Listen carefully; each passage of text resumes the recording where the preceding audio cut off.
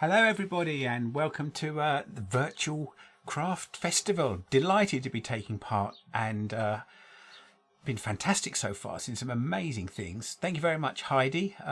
Wonderful display of your skill and craft there, and I love the idea of the double walled bowls. Wondering how I can manage that with wood.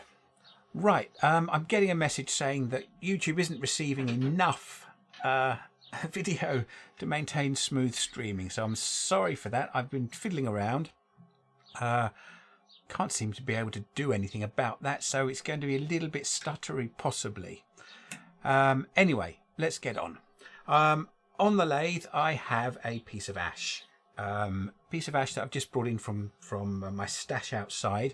I have gone ahead and done a little bit of turning just to get it to you know, a sort of round blank. If you go overhead, you see there's not an awful lot of work done to it, not a lot of shaping being done. I have just marked out where a spigot is going to go, and need to deepen that a little bit, and then I'm going to work on the curve, and it's going to have texture, and it's going to have some colour on it as well. Wood Dude, thanks for that very flattering comment in the chat. You'll have to scroll back and see it if you missed it. Right, so first of all, let's get our foot established a little bit. It's not quite deep enough for my purposes, so I'm going to take it just a little bit deeper with a parting tool. Dusty face shield. Here we go. Oh, that's great. Thank you, Cammy's Garage, for that. Thank you, Karen. You can see and hear me fine. It's just this ridiculous message I've got showing up here then. Right. Parting tool. Just bring the tool rest back enough so that I can rest the parting tool on the straight part of the shaft here, not on the angled part. And just go in gently.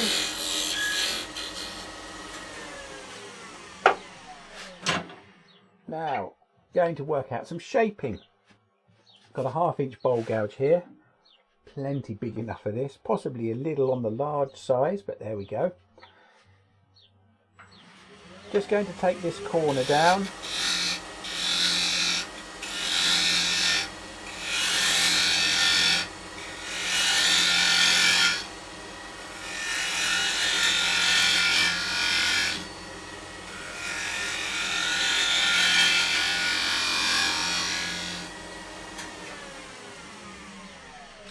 And what I'm looking to do is to get a nice curve running all the way round down to where I'm going to establish a foot. Now at the moment this foot that's here, much too big. I want to bring it round to something narrower than that, but probably a little wider than that recess. That spigot, I mean. So just pulling it round.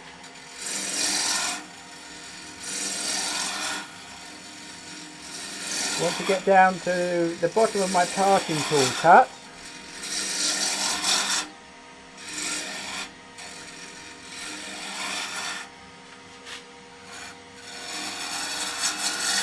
Just change my body position so that I can do a push cut now round that curve.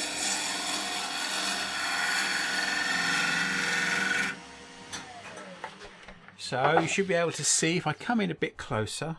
Oh, wrong way. I've got a few steps along the way, but I'm just working out what shape is going to work best, and I've got to think about leaving something for it to sit on, although I might go for one of those very arty small feet today. Who can tell? Right, just get the rest of the shaping done.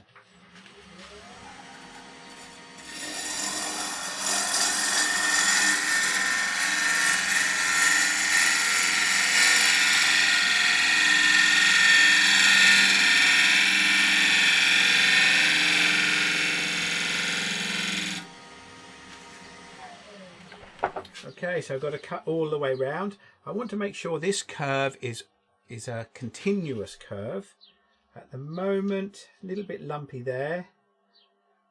And sometimes it's easier to feel it than, than to actually see it.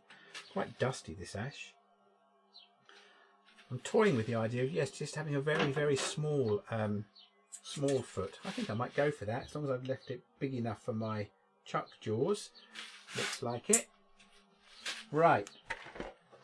Let's get this shape a bit truer.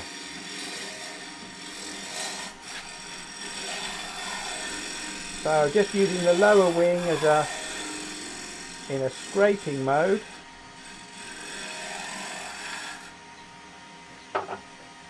Need to move the tool rest, so turn off. Just going for a smaller bowl gouge now.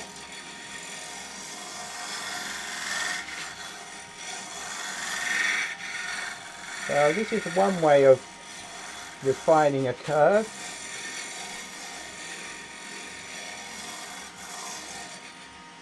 Just using the bottom wing, swinging the hips round. And the technique I'm going to use today means that we won't actually need to do any sanding. Well, not much sanding. I'm going to leave the shape slightly flared at the top because I'm going to be turning some of that off a little later on. Okay. Just coming round here now. Blending that curve round. Very light cut, you can see from the dusty shavings coming off. Not removing very much.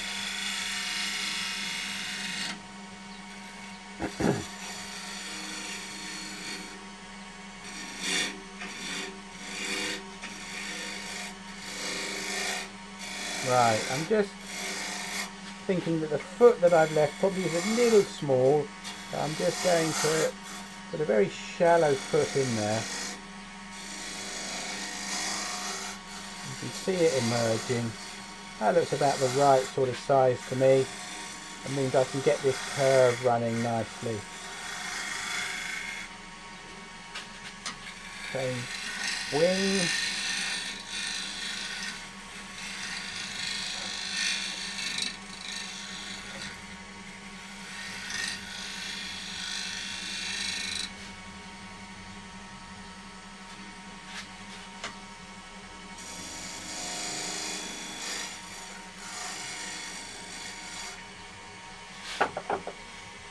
Right, let's have a look at what we've got there. Yeah, I'm quite pleased with the curve. I'm going to put quite a lot of texture on, but and then I'm going to turn it away from this top part, but I just want to get the angle of this foot sorted out. Now, although this is a bowl gouge, I'm actually going to use a little spindle gouge on here. If I bring that in, just for this little detail here, you can see the foot just emerging. And as long as there's a lot of support, because you know, this is a much thinner tool, compare it with the bowl gouge, I don't want to put too much overhang on it.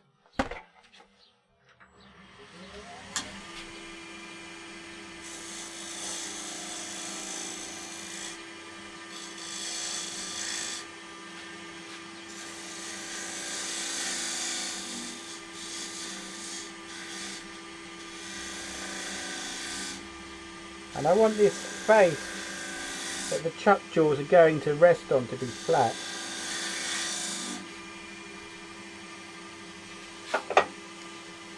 Now, because of the change of design, my foot is a little, this is a little deep, so I'm just going to take a little bit off.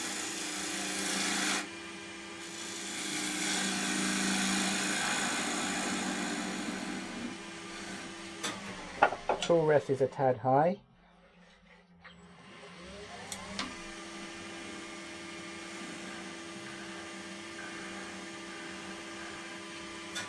Now, what I'm also going to make sure that I do is make sure I mark the centre. So I've got a skew chisel here. I can see where the centre point is. I'm just going to put a little dimple in there.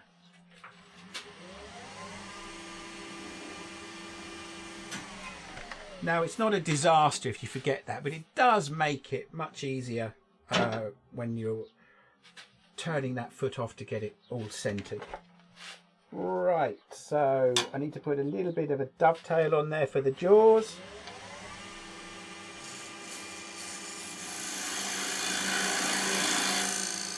And make sure I've got that face flat. Okay, there we go. Trying to keep an eye on the chat as well, but I don't think I've missed any questions. Apart from seeing something about, is my ash dirty? I think it is a little bit. Right, so now it's texture time. Now the texturing I'm going to do with a Proxon long neck grinder. Here it is, nicely wrapped up in the cable. It's got an Arbortech 2-inch 50mm 6-tooth circular saw blade on there. Try to use it always with both hands on it, or if you're going to be turning your piece of wood, don't have your hand on the wood and the tool here. Use your hand wheel around the back of the headstock. Much safer. This is going to be a bit noisy and a bit dusty, so I'm going to put on some breathing protection, and I'm going to bring the sound down on the microphone so you're not all deafened by the noise of it. So it'll only take a few minutes to do.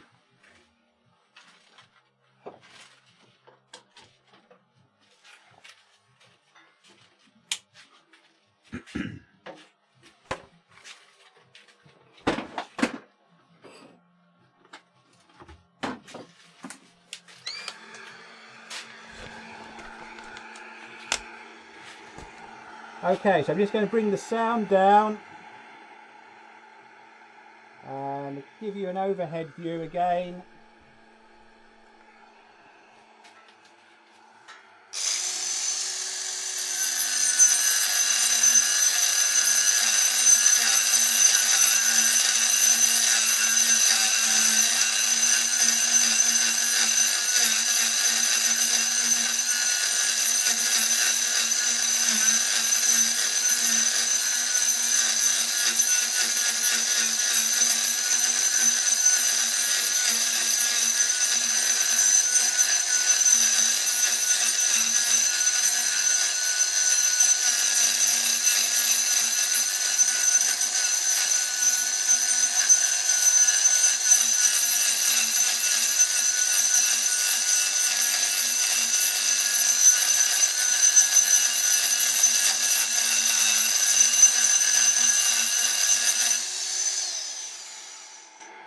Now on this part, because I'm cutting on the end grain now, it's much harder cutting. I'm having to go a little bit slower.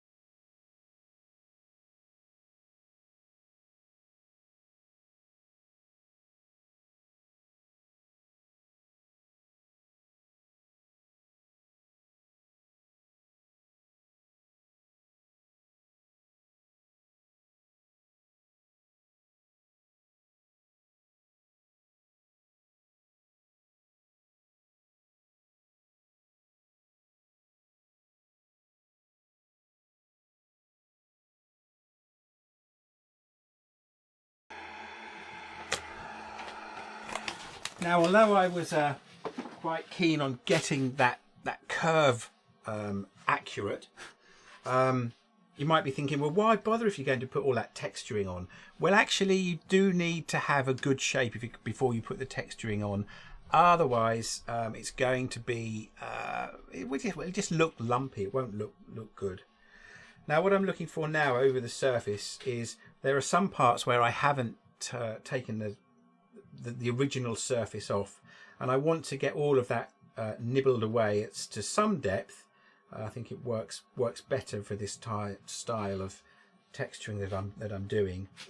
If I come in closer, hopefully you can see quite a bit of tear out in some parts, quite a lot of loose grain here. I'm going to get some of that out, but I'm actually going to put a colour on before I do any of cleaning up of that surface, so I've got a dark colour sitting in the bottom. Right. Yeah, so again, I'm going to drop the mic level down so that you're not deafened too much.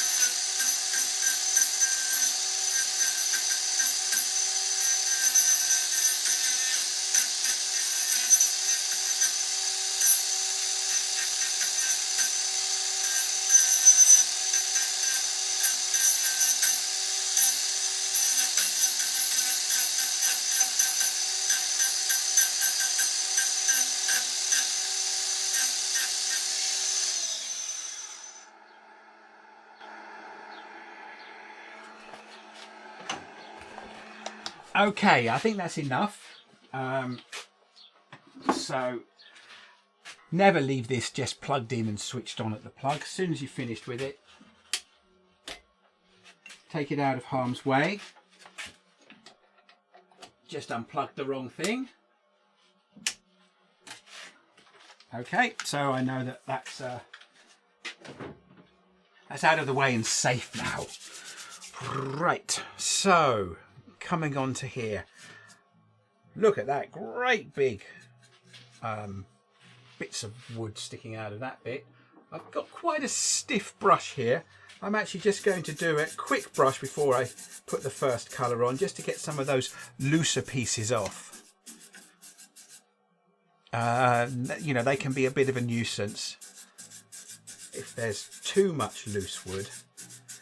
But we're going to work on the principle of putting the darker colours on first, and then a bit of cleaning up, and then lighter colours. Obviously, if we put lighter colours on and then darker colours over the top, we sort of lose the lighter colours completely. Really is quite noticeable, the difference between cutting on the end grain as opposed to the side grain here, where it's a lot looser.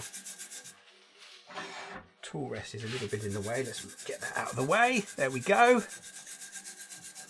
Don't want to bash my elbow in it. Now I'm going to use spirit stains. These are Chestnut Products spirit stains, and they're rainbow colours. I just love the vibrancy of them. And I'm going to start with purple. And I'm probably not going to put the purple everywhere. Just in some of the areas. I'm going to put it on with a brush today, feeling all artistic.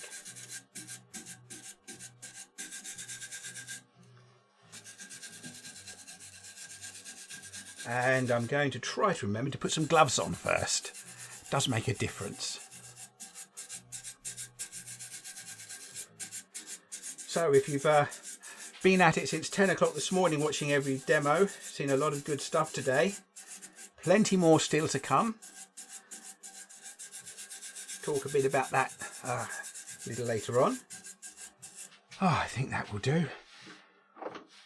If only someone would invent an electric brush. An electric bristle brush. Right. So I'm going to put some gloves on. And I'm going to kind of protect the bed of the lathe as well.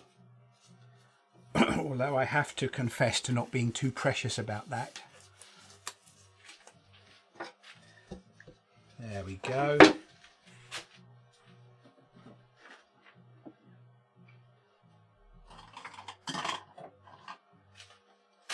Oh, reasonably clean little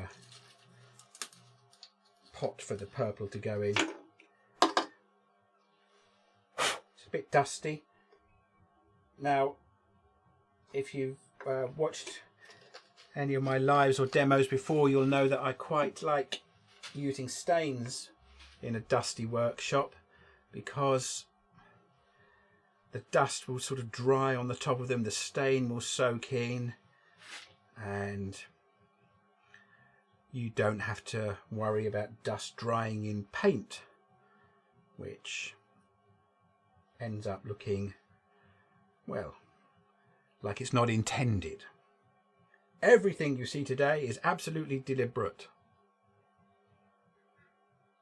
Even the gaps I'm leaving between this purple. If you believe that, I've got shares in a company that's going to take off, and no, I'm not going to con you. Right, so just getting some purple in, and I might come back to it when I've had a go at taking off some of the surface. Have I got the microphone back on full volume? Yeah, I think I have. Good. Ah, yes, those brushes. I've seen those. In fact, you're going to see them in action in a moment. Is that enough, I ask myself. I never know quite when to stop. Yeah, who was that? So, Gerard. Thank you, Gerard. Yep. Bristle brushes impregnated with a bit of abrasive. You can get them in a couple of broad grit sizes, I suppose. Now that's looking like I've covered a lot of it, and I have with purple, but it's not going to stay that way.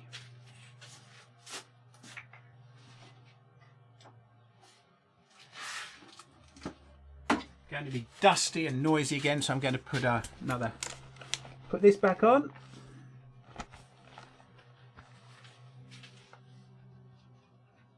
Right, turn it on.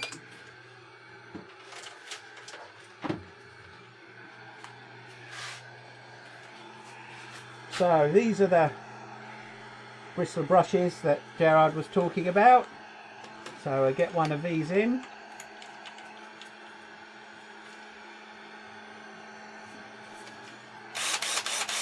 Right, here we go. Again, volume down.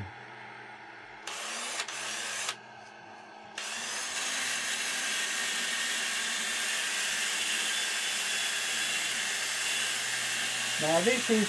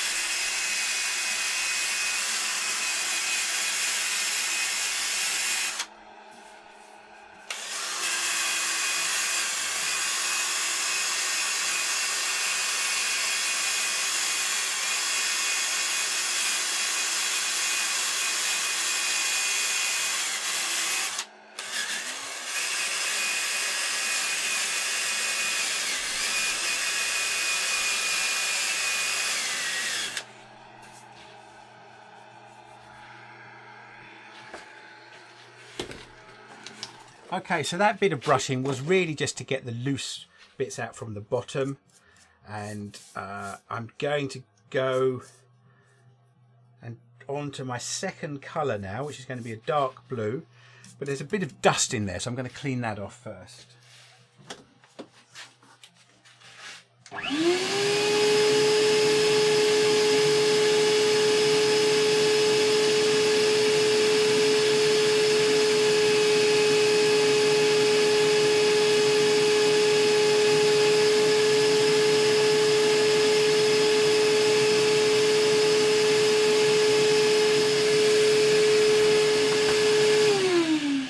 I'm seeing all the comments in the chat about people spilling pots of paint. I spilt a bottle of this once over my lathe.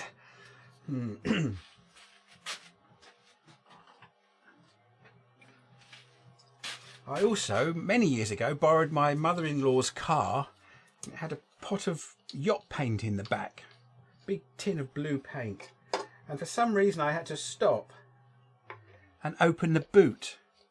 Well, it was an estate. Open the hatch at the back, and the pot of paint rolled out and hit the ground and split open, and the paint went everywhere. And what do you do in the middle of a high street when you've just spilt a pot of paint from someone else's car? You've got nothing to clean it up. I'm going to wait until people put some suggestions in the chat as to what to do with that in that circumstance, and see if you get right what I actually did. So you're parked in a lay-by, pot of paint has rolled out the back of your car, it's spilt, you've got nothing to clean it up with, it's starting to run down the road into the side of the road, and I don't know, you're about 19. What do you do? Answers in the chat. What's this? Sandoflex. Yes, I've heard of Sandoflexes, Dennis. Look them up online. They look amazing. Don't have one though. Now at the moment this might be looking rather messy, but that's how I like to work. I'm going to clean it up in a moment with a bit of sanding. I'm going to use sanding pads in a drill. I use the Simon Hope system, a pad for each grit. Seems a little bit profligate, but while I can afford those things, I'm going to use them. Okay, so what have we got? Drive away quickly, run the hell out, fake a seizure, drive off, pretend it didn't happen, panic. Good, I'm just waiting to see if I did the right thing according to what the consensus might be out there.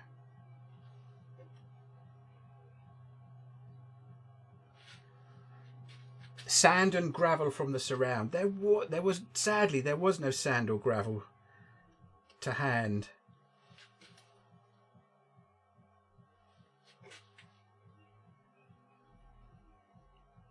So that wasn't a possibility, but that would have certainly stopped this paint. I was on a slight slope as well, so it was running along and running down the road. Blame it on the dog. I would if there'd been a dog there. Oh, thank you, Vicky. Fingers crossed that it does turn out looking good this time.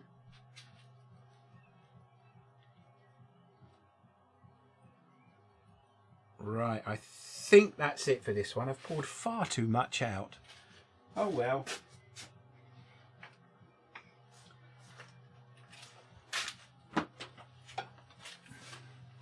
Now, one of the reasons I put the texture on the outside of the bowl like this is because I like the feel of it. You know, it's not going to be smooth. It's not going to give you splinters. But it's going to feel a nice contrast with the smoothness of the rim, which we'll work on a little later on. Now, so sanding, back to making lots of noise.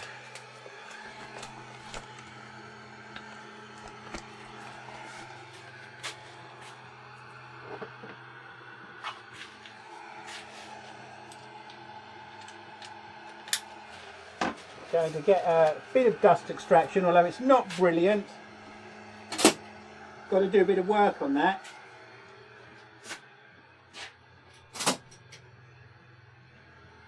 Okay, so the sound is going down.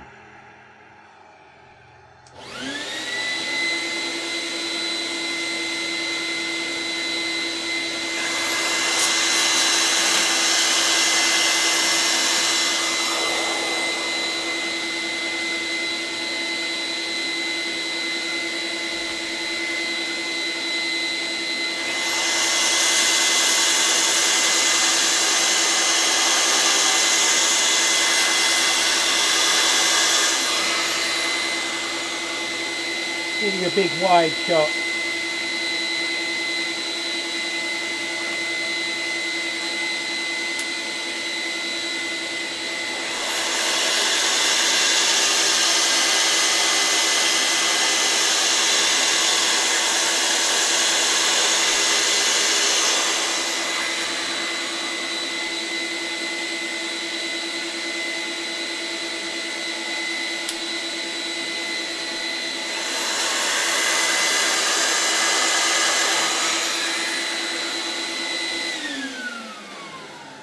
Now I keep stopping just to make sure I haven't taken too much off.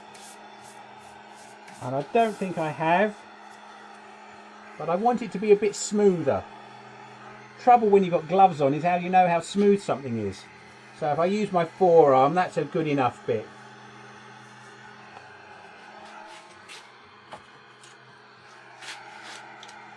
This last one is 320 grit.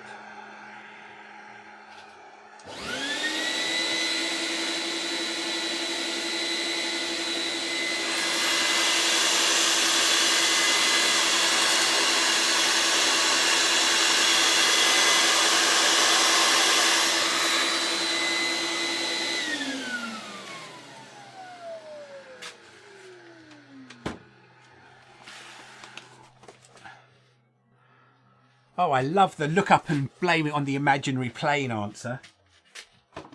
If only I'd thought to put the car mats out as well, that would have been brilliant. Turn your mother-in-law into the police, it was her car. Maybe.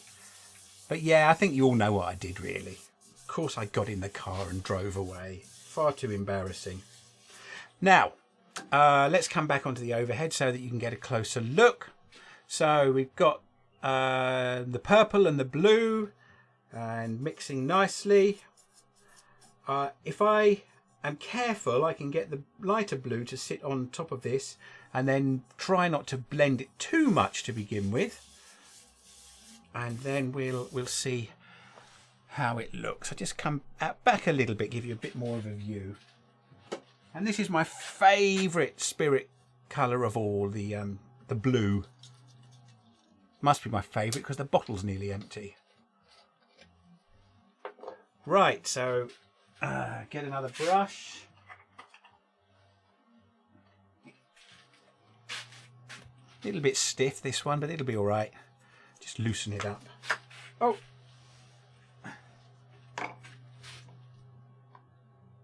Now,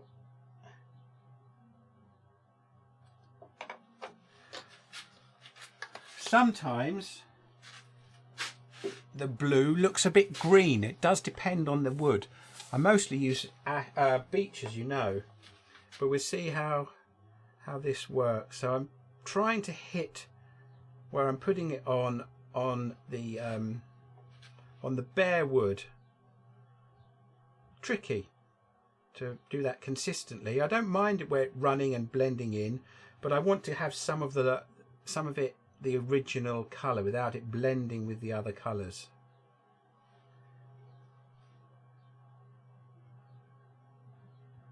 So although it's not quite blue,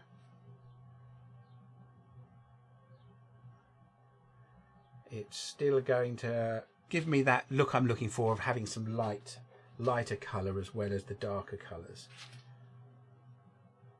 If you want to try to keep the colour more like unaffected with the colour of the wood, and it's a bit frowned upon. If you were making a large bit of furniture and you were to seal the wood before you put some colour on, that might make some difficulties with being able to get the finish to stay on, but on something like this, a small decorative object, you could seal the wood so that it's going to sit more on top of the sealer and maybe it won't get as affected.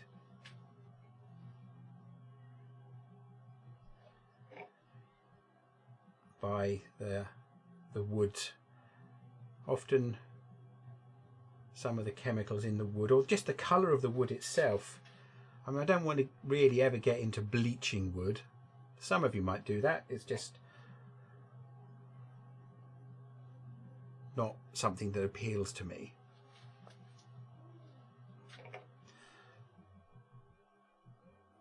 If there's an influence for this, and I may have seen other turners do it and have forgotten, but I don't know if any of you know Brian Highsmith, an illustrator of some children's books. Absolutely wonderful, lovely colour work. Absolute loads of colours, washes, washed together, stunning stuff. Well worth digging out some of those if you want to get some inspiration. So nearly there, and how are we doing for time? 4:36. It's quite an arse doing something like this in an hour. Thank you for the thumbs ups. It's looking like the stream health is holding up.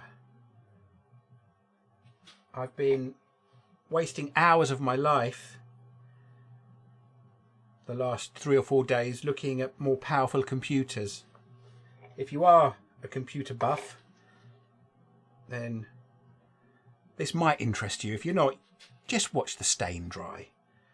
A computer that I put all my cameras in here, and that's 4 webcams and 2 camcorders, is it's an old second-hand computer. It's got an i5 4th generation processor in, and it does the job, but it does struggle a little bit. My CPU is running at 85% at the moment, which is rather on the high side.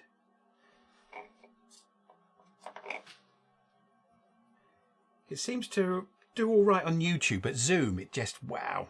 It's, you know, that's where I get occasional problems. Now, I haven't completely covered up the top here, but that doesn't matter because that's not going to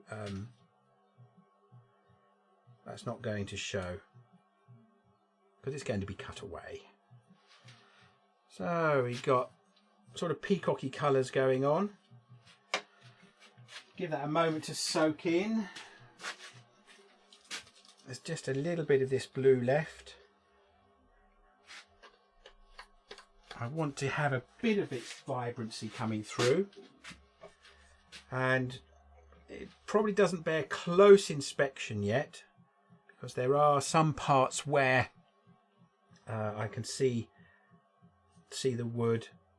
Because of the texture, it's not always easy to get the colour in, but this is a way of doing it if you don't have an airbrush. I mean, airbrushes are great fun, but not everyone has airbrushes.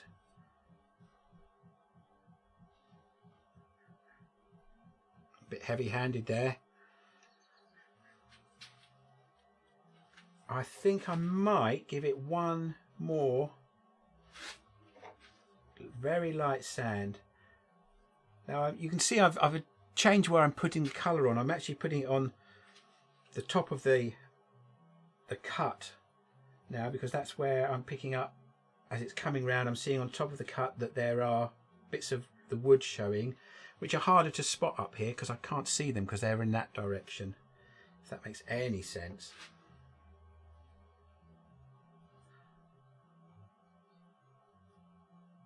Right. Now I wanted to make sure I've got the bottom covered so that there's not a bit of bare wood before we get to the foot, but this doesn't bother me because I'll tidy that up later on.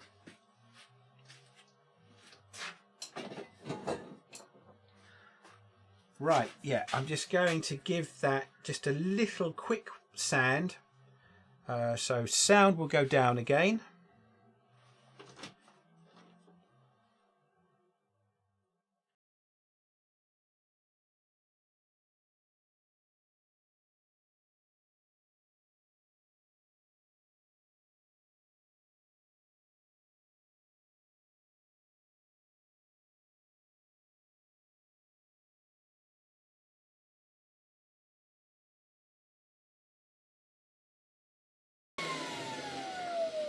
Quite a bit of it has come off, as you can see. This is just a bit of sandpaper, 180 grit wrapped around a lollipop stick. Gives a bit of flex so you can sort of form it round the shape, and that's given me some a bit of bare area just to have a go with that last bit of colour.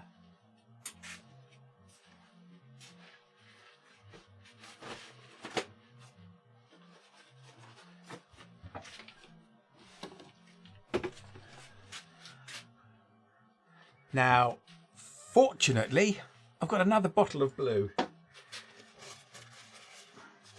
And I'm actually going to put this on with cloth so that it's not going to run quite so freely as it does from a brush.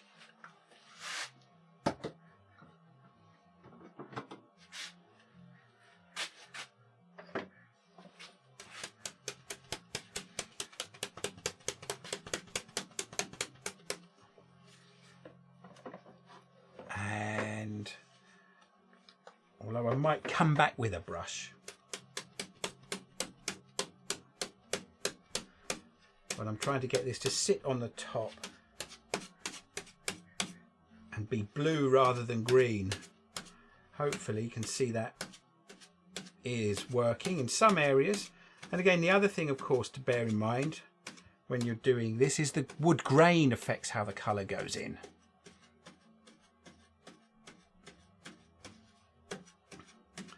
Aha, thanks Jonathan for that. I am hardwired out here in my shed, fortunately. But I think it does struggle with the amount of stuff I have plugged into it. Although now it says the stream health is excellent, so who knows. Right, I think that's enough.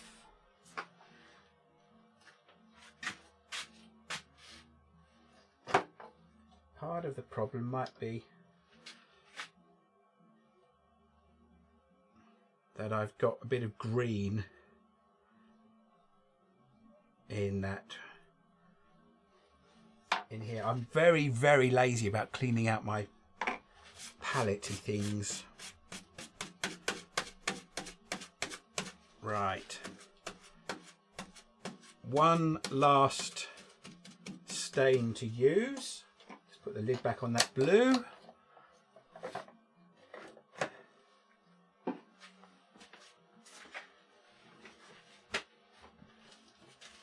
Right, how are we doing? Any questions up there? No. Smack that ash. Yes, I'm going to smack my ash. White. Now this will look quite brutal at first, if I shake it up actually, but it fades quite quickly. If any of you know Phil Irons, when I did a demo for Chestnut Products at their Woodturning weekender in Lincolnshire, he kept heckling me from the audience and saying, "White's not a stain." Oh yes, Wood Dude, you're quite right. A studio, not a shed, it's a studio. How many of you remember the 1980s?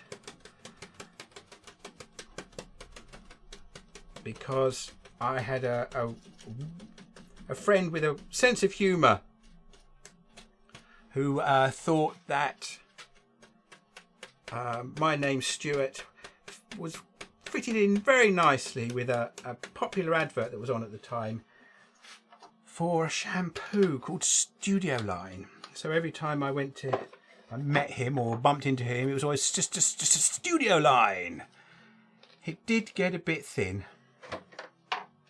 Right, so you can see the white has given this lovely sort of frosted kind of tone over the top. one or two places it's perhaps a little more than I would like, but it does mean that I can get some of this white covered up with some of the blue. I don't want to cover it all in blue. I must have some discipline and stop myself, but just catching the higher points and sort of frosted look. Right, pleased with that. Now let's ruin it by turning some of it away. And how am I doing for time? 15 minutes. Oh. You might have to come back another time and see the hollowing out. Get that out of the way. Now, one of the things about putting colour and texture on the outside of a bowl is they often get a bit lost because of the shape of the bowl and where your eye is looking at it. So I'm going to bring the curve of the bowl in a bit now. I'm going to take these gloves off. Although I think if they did get caught on anything, they would rip very easily. I'm going to start off with my 3/8 bowl gouge. And I want to put a little cove in here to put a contrasting colouring. Face shield on. And I think you'll get a good view from where you are. Bit more speed. So from about there, I reckon.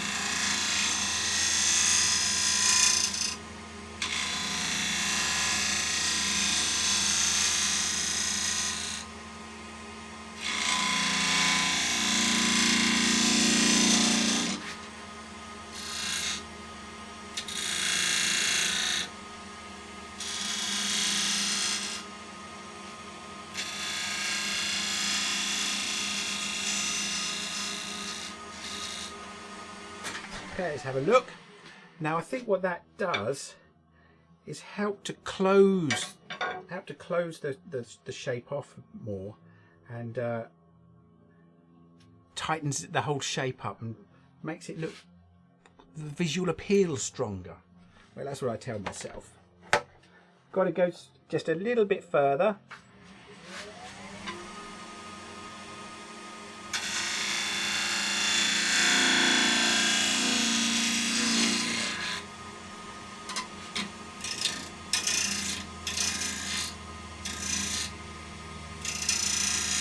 Put a bit of a flat. So what I'm doing is I'm looking across the top here, and I want to have a flat here because this face isn't final yet. It's of an uneven thickness. I've got to make sure it goes all the way around. At the moment you can see it's very thin here. Should have trued that face off. But it won't be a problem. So I'm just getting the bevel on the back, pulling back, then just nibbling forward.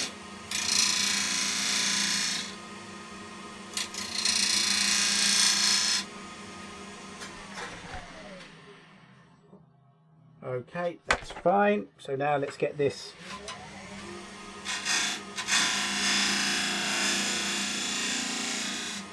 cove sorted out.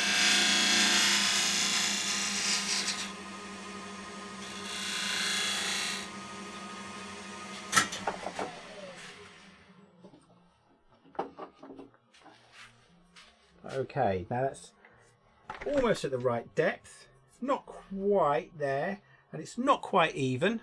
So I'm using a 1/2 inch spindle gouge now.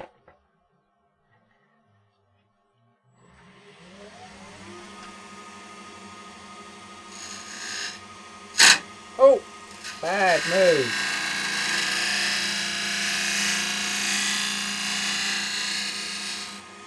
That was embarrassing.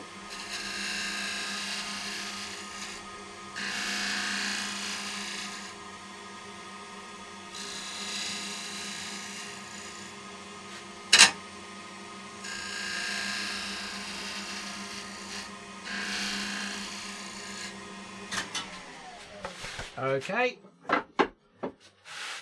now look at that, just caught that, very annoying. What we have to do before we go in and do that colouring is just address those little imperfections, but still got some colour left in the palette. So just tidy that edge up. One or two little places still. Sometimes I put a clear line there and put a bit of other colour in it, but not today.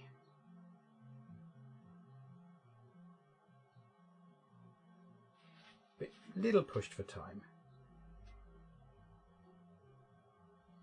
Tiny bit more to go. Swap colours. Let's have a go with the purple this time. Yeah, just about there. And then just a quick sand, bit of texture, the last colour, and then the outside is done.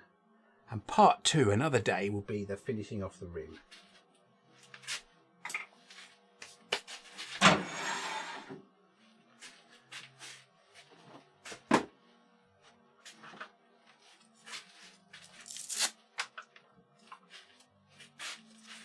Right, so again I'm going to have to put the sound down.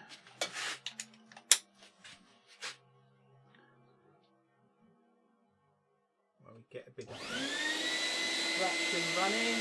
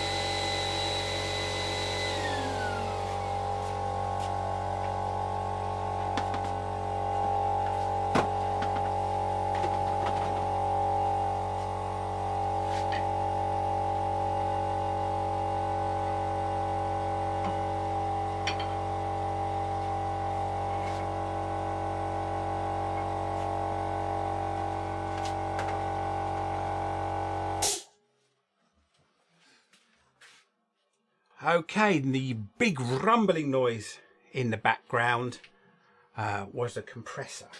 Right, texturing tool. Sorbet texturing tool. You can get a Simon Hope texturing tool. You can get Crown texturing tool. You can probably get several other texturing tools as well. Here we go.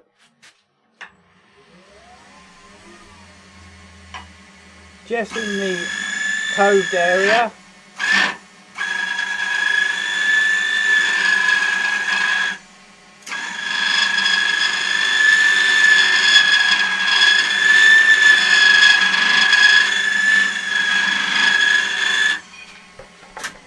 Have a look. Did skate off, but I think that's going to be all right. Yep, so I just want to get a little bit more in there.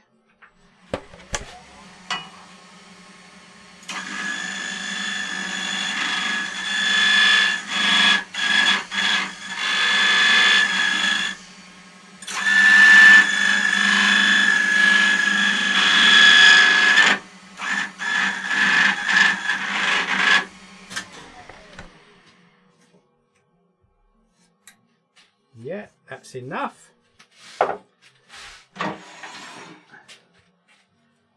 And it needs a quick, just a very quick clean up.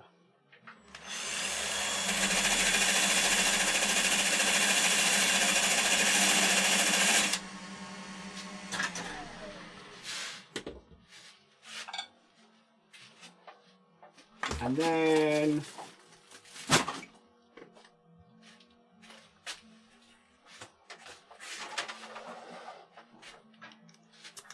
I am going to use an airbrush. Let's come out a bit further.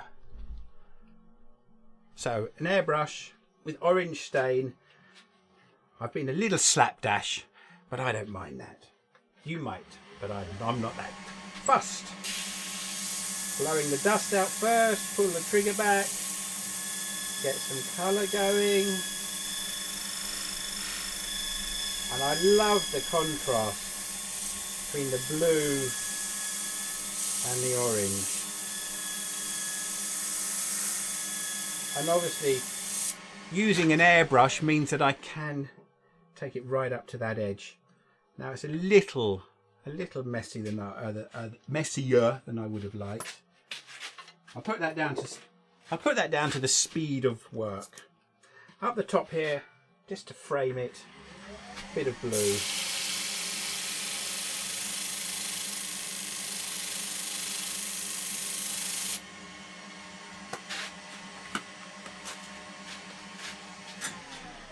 Now I think it's a place in Portugal that has houses like this.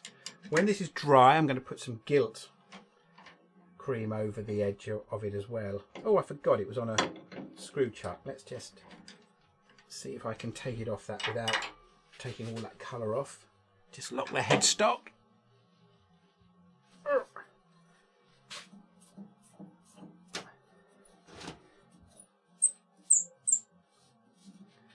The other thing, of course, that we haven't got near to today is putting a shine on it. And a shine really, really does make a big difference. I think I've just got enough time. 2 minutes. No, I haven't got enough time for 2 minutes. I'll just have to stop it like that. Let's put it on the face camera. It's 4:57 and I've got to give a plug to Cammy. Cammy's workshop coming next. Do go over and see what she's up to. I'm looking forward to that when I've got my breath back. So, not quite finished. Didn't quite get as far as I wanted to, unfortunately. But hopefully that's giving some nice ideas. I will finish this off and I will post some pictures on Facebook and show you when I've got the foot turned off and it's hollowed out on the inside. But I find this shape, what I was talking about, by putting this cove in the top here, lifts everything up. It makes it, I don't know, I suppose it's the contrast it brings to the blue round on that side, but it also feels very nice in your hand. There's a nice little groove to rest your thumb in there as well. Thank you so much for watching. 132 of you, thank you, and all of the likes you've given me. That's absolutely wonderful. Whew. Is it hot or is it just me?